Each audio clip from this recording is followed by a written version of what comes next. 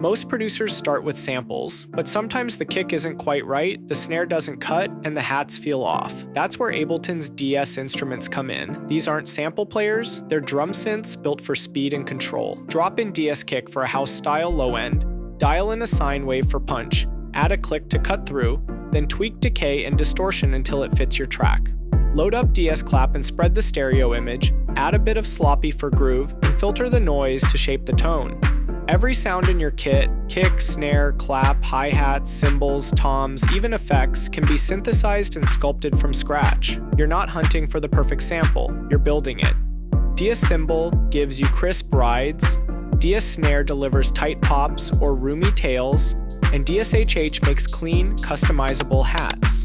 DSFM lets you create futuristic zaps and metallic textures.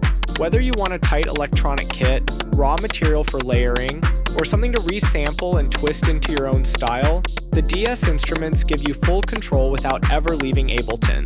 If you want to master your drum sound and break free from stale loops, this is where you start. Want more tips like this and full breakdowns of Ableton's hidden gems? Comment Ableton and we'll DM you the link.